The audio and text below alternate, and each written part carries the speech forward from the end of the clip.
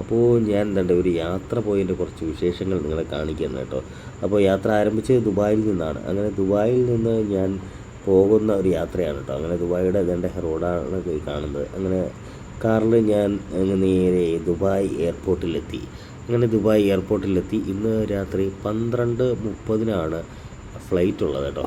അങ്ങനെ ഞാൻ കറക്റ്റ് 8 മണിയായപ്പോൾ അവിടെ എത്തിയതാണ് കേട്ടോ. കുറച്ച് നേരത്തെ റിപ്പോർട്ട് ചെയ്യണമെന്നുണ്ട്, കാരണം ഇപ്പോൾ ഈ മിസൈലിൻ്റെ പ്രശ്നങ്ങളൊക്കെ നടക്കുന്നുണ്ട്. എപ്പോഴാണ് ഫ്ലൈറ്റ് ക്യാൻസലാകുന്നതെന്ന് പറയാൻ പറ്റത്തില്ല. അതുകൊണ്ട് നേരത്തെ തന്നെ നമ്മൾ അവിടെ എത്തണമെന്നായിരുന്നു. അങ്ങനെ ഞാൻ അവിടെ എത്തി. അപ്പോൾ 12:30 സ്പൈസ് ജെറ്റ് പോകുന്നത് കേട്ടോ. അത് പൂനെക്കാണ് കേട്ടോ പോകുന്നത്. അപ്പോൾ ഞാനത് അത് ഈ ട്രെയിനിനകത്ത് കയറി നേരെ അങ്ങ് നമ്മുടെ ഇമിഗ്രേഷനും കാര്യങ്ങളും എല്ലാം കഴിഞ്ഞ് അങ്ങ് ചെന്നതിന് ശേഷം എന്തായി, നേരെ അവിടെ ഇങ്ങനെ ഇരിക്കുകയാണ്. അങ്ങനെ 12:30 നമ്മുടെ വിമാനം എത്തിയില്ല. അങ്ങനെ അപ്പോൾ കുറേയേറെ ഫ്ലൈറ്റുകളൊക്കെ ക്യാൻസലായെന്നൊക്കെ എഴുതി കാണിക്കുന്നു.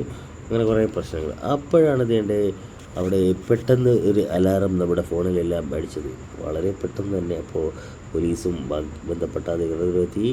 നമ്മളെല്ലാം ആ എയർപോർട്ടിൽ ഉണ്ടായിരുന്ന മുഴുവൻ ജനങ്ങളെയും പെട്ടെന്ന് അവിടുത്തെ ഒരു അണ്ടർഗ്രൗണ്ട് ഏരിയയിലേക്ക് കൊണ്ടുപോയി. ഏകദേശം ഒരു 15 മിനിറ്റ് കഴിഞ്ഞപ്പോഴത്തേക്ക് എല്ലാം ക്ലിയറാണ് എന്ന് പറഞ്ഞുകൊണ്ട് വീണ്ടും തിരികെ ഞങ്ങളുടെ സ്ഥലത്തുകൊണ്ടിരുത്തി.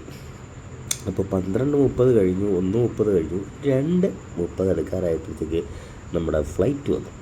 അങ്ങനെ സ്പൈസ് ജെറ്റ് വന്നു. അങ്ങനെ അത് കയറി നേരെ പൂനെക്ക് പോയി.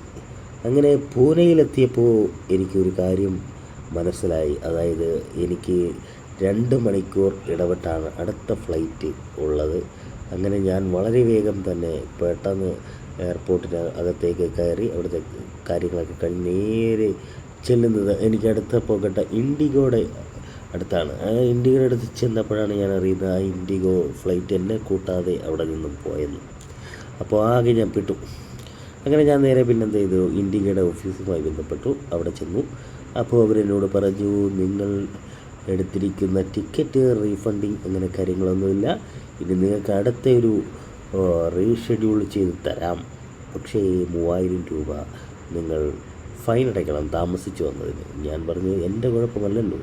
പക്ഷേ അവരതൊന്നും കേൾക്കാൻ കൂട്ടാക്കിയില്ല. അങ്ങനെ ഒടുവിൽ ഞാൻ 3000 രൂപ അടച്ചു.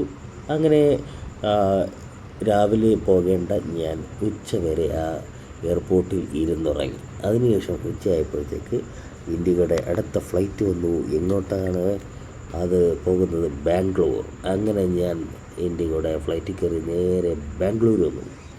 അങ്ങനെ ബാംഗ്ലൂർ വന്നതിന് ശേഷം ഞാൻ എൻ്റെ അടുത്ത ഫ്ലൈറ്റിന് വേണ്ടി വീണ്ടും 1.5 മണിക്കൂറോളം വെയിറ്റ് ചെയ്തു. അതിനുശേഷം എൻ്റെ അടുത്ത ഫ്ലൈറ്റ് വന്നു, ബാംഗ്ലൂർ ടു ട്രിവാൻഡ്രം. അങ്ങനെ ഇന്ത്യയുടെ അടുത്ത ഫ്ലൈറ്റിൽ നേരെ തിരുവനന്തപുരം. അങ്ങനെ ഞാനൊരു വിധത്തിൽ നാട്ടിലെത്തി. അങ്ങനെ എത്രയോ മണിക്കൂറുകളാണ് എനിക്ക് ചിലവ്.